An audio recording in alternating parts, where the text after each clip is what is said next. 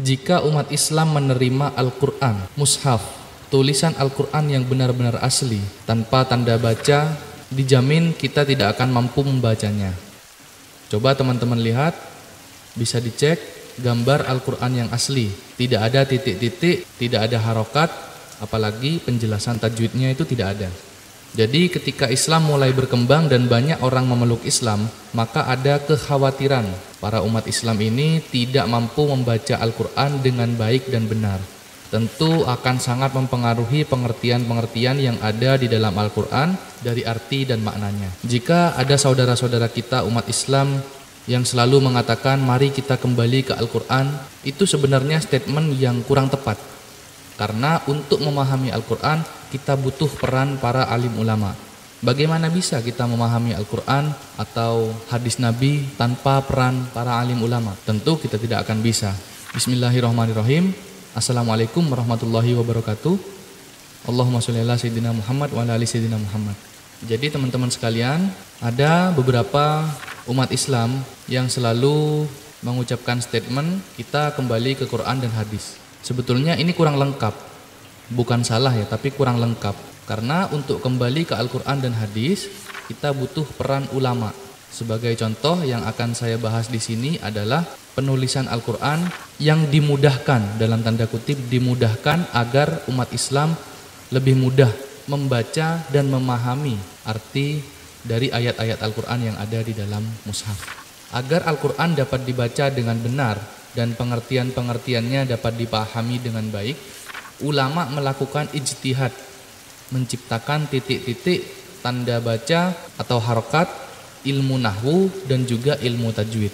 Bahkan cara pengucapannya pun atau makhrajnya itu juga harus tepat dan ada ilmunya sendiri. Beliau adalah Abu Aswad Ad-Duali yang hidup di zaman 69 Hijriah yang menciptakan tanda baca atau harokat. Tanda baca yang diciptakan oleh Abu Aswad merupakan masih berupa titik-titik.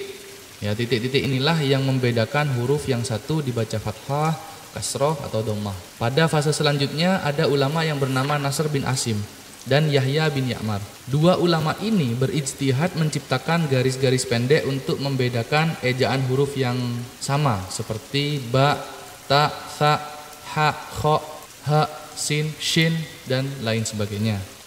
Kemudian seorang ulama bernama Khalil bin Ahmad yang hidup di tahun 170 Hijriah kemudian membalik fungsi tanda-tanda baca tersebut.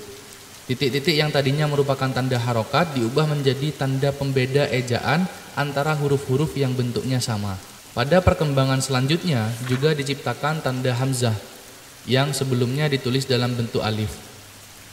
Khalil bin Ahmad terus berijtihad menciptakan tanda tanwin, tasydid dan sukun.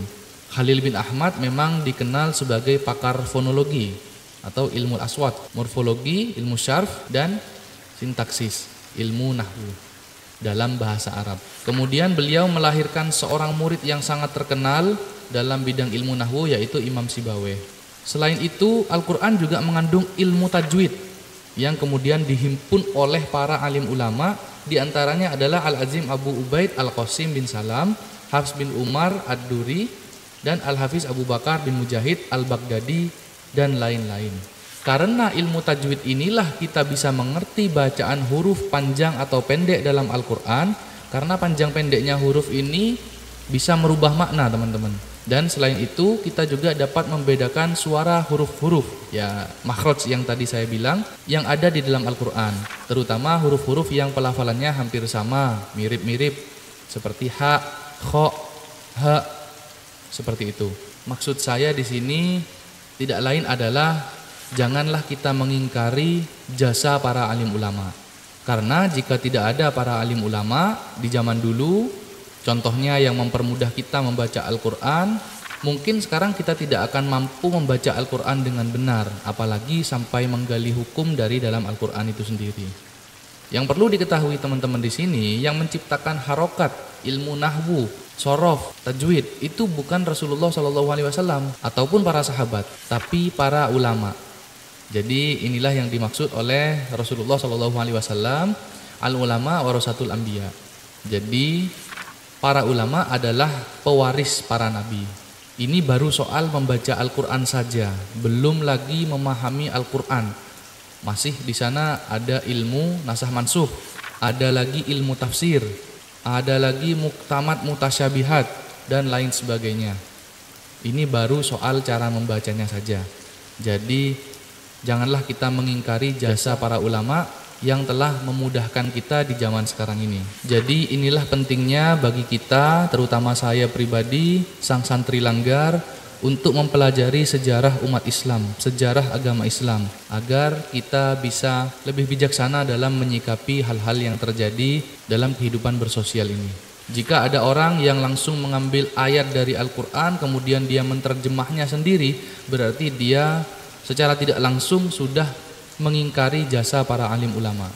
Karena jika tidak didasarkan pada pemikiran ulama-ulama terdahulu, maka bisa dipastikan dia adalah orang yang keliru. Wassalamualaikum warahmatullahi wabarakatuh.